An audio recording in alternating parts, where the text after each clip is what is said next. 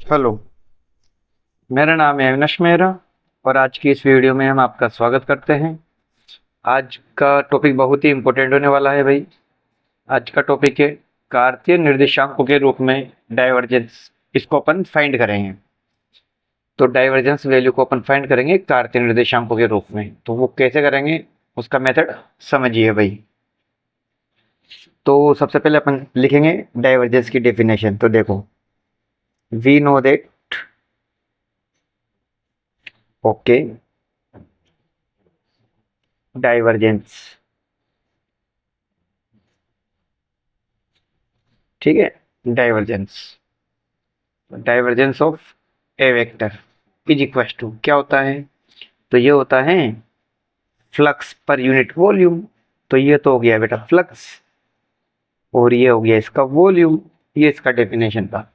इसको इक्वेशन 1 डाल के छोड़ दो। अपन निकालने के लिए क्या करेंगे, सबसे पहले तो फ्लक्स फाइंड करेंगे। तो देखो फ्लक्स फाइंड कैसे करेंगे। तो अपन देखो, अपन मान लेते हैं अपने पास एक क्यूब है। अपने पास एक क्यूब है, ये रहा क्यूब। ओके, ये क्यूब बना रहा हूं मैं।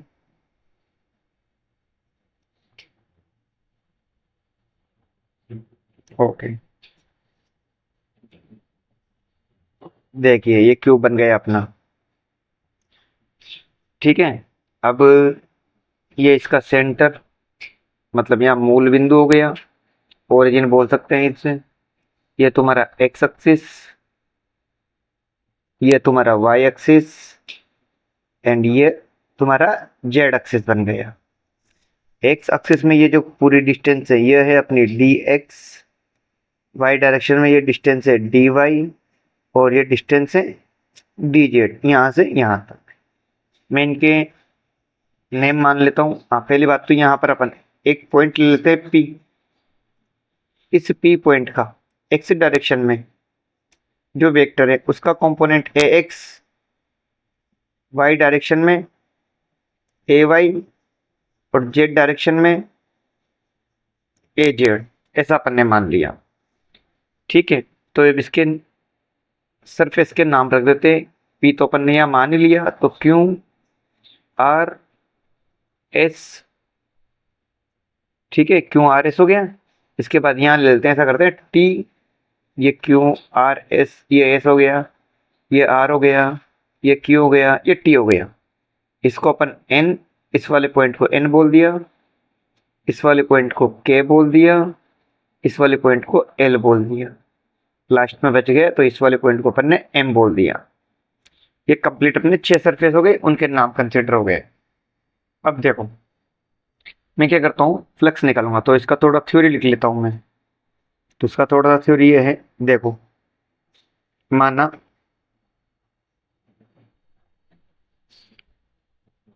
कोई सदिश, अपने पास कोई वेक्टर है ए वेक्टर, जिसका निर्देशी अक्षों का मतलब एक्स अक्ष, वाई अक्ष और जेड अक्ष के सापेक्ष, निर्देशी अक्षों के सापेक्ष घटक ए एक्स, ए वाई तथा ए जेड हैं। तो बताइए इस ए वेक्टर को कैसे लिखेंगे? तो जनरली किसी भी वेक्टर को कैसे लिखते हैं, उसके अक्षों के निर्दिष्ट जो घटक है उनको लिखो, उनके साथ उनके यूनिट वेक्टर को लगाओ। तो ए एक्स लिखा यूनिट वेक्टर, ए वाई लिखा यूनिट वेक्टर जे कैप, और जेड दिशा का यूनिट वेक्टर क्या होता है, के कैप। तो ये अपना वेक्टर होता है भाई। ये तो हुआ अपना ए वेक्टर। ओके, अब ये ए वेक्टर कहाँ हुआ, जब आपका कण इस पी पॉइंट पर था। तो इसका एक्स डायरेक्शन में कंपोनेंट इतना है भाई। तो ये वेक्टर जो लिखा गया है इस पी पॉइंट पर लिखा गया है। अपन क्या करेंगे, सबसे पहले देखो, यदि यदि एक्स दिशा में, अपन फिलहाल बात करेंगे एक्स दिशा में, एक्स दिशा में ए वेक्टर का घटक कौन है भाई? एक्स दिशा में ए वेक्टर का घटक वो है ए एक्स में परिवर्तन की दर, में परिवर्तन की दर जो ए वेक्टर का घटक है उसमें एक्स दिशा में जो परिवर्तन की दर है, तो ए वेक्टर के घटक में परिवर्तन है एक्स दिशा में बोल रहे हैं, तो एक्स के रेस्पेक्ट में ये हो गया, ये है, या del A X upon del x हो तो पी से डी एक्स बटे 2 दूरी पर स्थित पृष्ठ एल क्यू आर एम पर ए वेक्टर के ए एक्स घटक का मान देखो भाई, यहां पर इस पॉइंट पर ए वेक्टर का जो घटक है वो ए एक्स है। मैं चाहता हूं जो ये पृष्ठ लिखा हुआ है जो एक्स अक्ष के अनुदिश है, इस पृष्ठ पर इस ए एक्स का मान कितना हो जाएगा। ओके, तो यहाँ पर इतना है, तो ये एकदम सेंटर में है, तो ये डिस्टेंस कितनी हो जाएगी, dx/2 हो जाएगी भाई। ये सेंटर में है तो ये पॉइंट इस सरफेस से dx/2 दूरी पर है, इस वाले सरफेस से भी dx/2 दूरी पर है। ओके, इसलिए अपन ने तो यहाँ पर चेंज कितना हो रहा है, delta A X upon del x हो रहा है, तो यहाँ पर कितना होगा इसमें, तो उसको कैसे लिखेंगे, घटक का जो मान लिखेंगे वो होगा, ये था जो था ही सही, ये इस तरफ बढ़ रहा था, यहां से इस तरफ बढ़ रहा है, तो इस तरफ बढ़ रहा है तो इस तरफ पॉजिटिव एक्स एक्सिस होती है, इसलिए प्लस लगाओ। ओके, अब क्या करेंगे, del A X upon del x और साथ में डी एक्स बाई 2 लगाओ भाई, या यूं समझ लो हमेशा यहाँ प्लस ही लगाना है, लेकिन डी एक्स बाई 2 को अपन समझे तो इस तरफ तो डी एक्स बाई 2 प्लस का होगा और इस तरफ जाएंगे तो डी एक्स बाई 2 माइनस का हो जाएगा, वैसे लगा लेंगे। तो ये कैसे आया भाई, तो आप देखो ना ये क्या बता रहा है, दर का मतलब भी क्या है कि यूनिट डिस्टेंस में इतना चेंज आ रहा है, तो dx/2 डिस्टेंस में कितना आएगा, तो इसको dx/2 से मल्टीपल कर दिया। अब ये कंपोनेंट आ गया, तो इस पृष्ठ से तो लिखेंगे, तो पृष्ठ एल क्यू आर एम से संबद्ध फ्लक्स लिखना है भाई, इससे रिलेटेड मुझे क्या लिखना है भाई, फ्लक्स। वो कितना आएगा, इस फ्लक्स को अपन कुछ बोल दें, बताओ इसको रिप्रेजेंट किससे करें अपन, इसको रिप्रेजेंट कर देते हैं जैसे कि थोड़ी देर के लिए अपन φ1, इसका जो फ्लक्स आएगा वो क्या लिखेंगे, तो कंपोनेंट फ्लक्स का फॉर्मूला देखो क्या होता है, जनरली वेक्टर और उसके साथ एरिया दोनों को मल्टीपल करते हैं, मतलब तो यहाँ वेक्टर नहीं है, वेक्टर का कंपोनेंट है तो कंपोनेंट लिख देंगे, तो ये तो हो गया अपना कंपोनेंट मतलब घटक हो गया, इसको लिख देंगे। तो पहले तो लिखा मैंने ये घटक, ओके, ये तो हो गया घटक, इसको मल्टीपल कर देंगे किससे, एरिया से, ये फॉर्मूला रहा, तो एरिया, तो जिस सरफेस की बात कर रहा है एल क्यू आर एम, यहाँ देखो अच्छे से, ये रहा एल क्यू आर एम, इस सरफेस को देखोगे तो इस सरफेस में एरिया देखो क्या होगा, तो ये लेंथ कितनी है, तो ये लेंथ यहाँ देखो ये रही डी जेड। ओके, ये कितनी हुई, या तो ये देख लो या ये देख लो, तो ये कितनी हुई डी वाई, इसका मतलब एल क्यू आर एम का जो एरिया है वो क्या हो गया, डी वाई और डी जेड हो गया, क्योंकि क्षेत्रफल इज इक्वल टू लंबाई इंटू चौड़ाई, तो D Y into D Z हो गया। ओके, वो तो अपन ने ऊपर इक्वेशन 1 डाल ही दिया था, इसके बाद इक्वेशन 2 पे जाओ, ये इक्वेशन 2, जैसे अपन ने इस सरफेस का फ्लक्स लिखा वैसे इसके सामने कौन सा है भाई, टी एस एन के या के टी एस एन, ये वाला सरफेस है, तो सिमिलर, तो इसी प्रकार पृष्ठ कौन सा है, के टी एस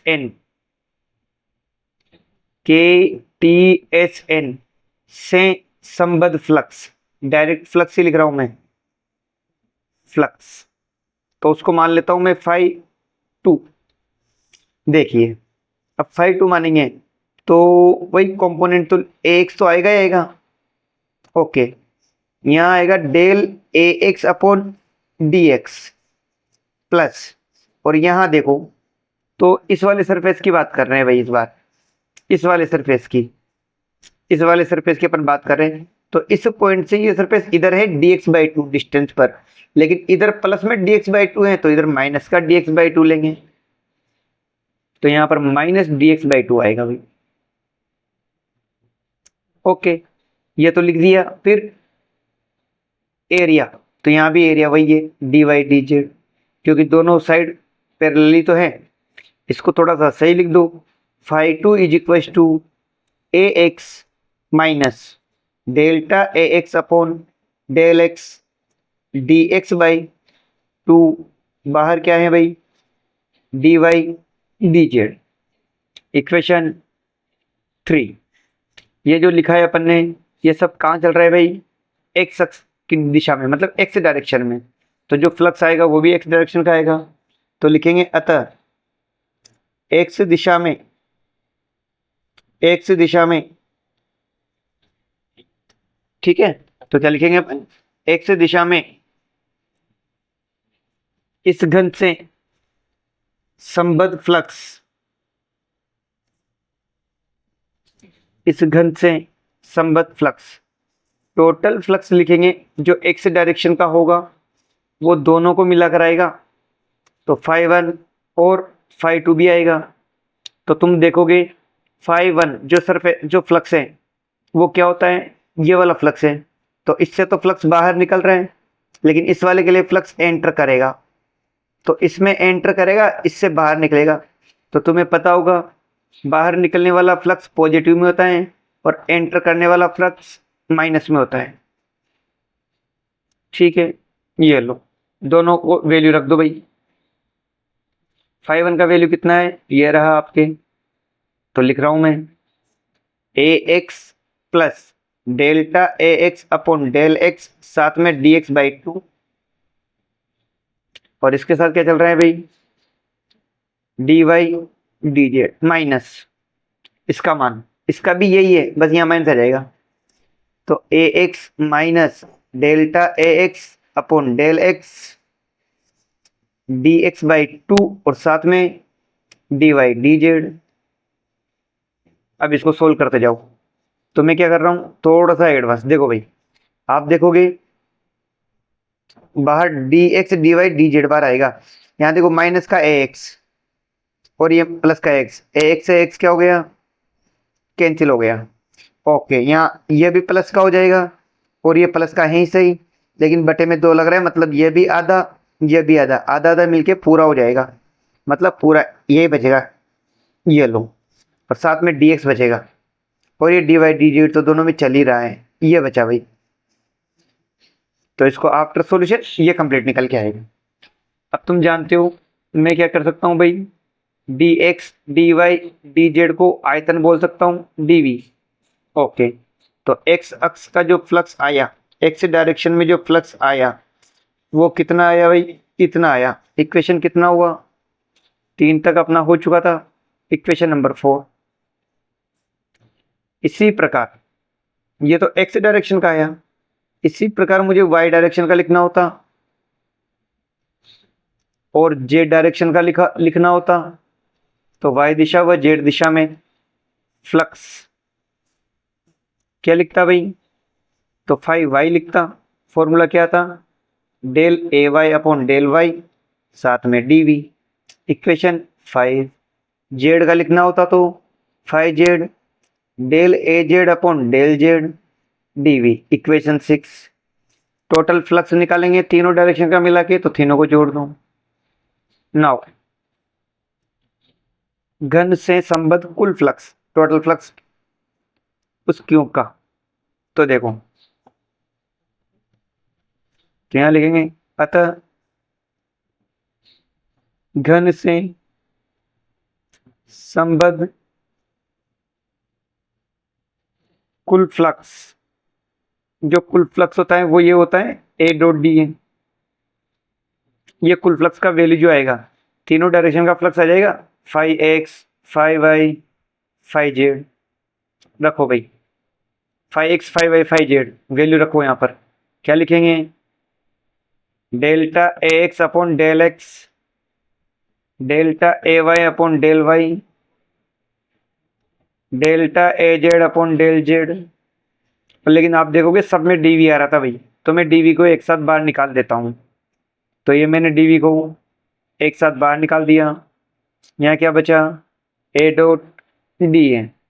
अब क्या करें, इस डीवी को इसके नीचे लिखो, तो डीवी को मैं इसके नीचे लिख रहा हूँ भाई, ये लो डीवी इसके नीचे ले आया।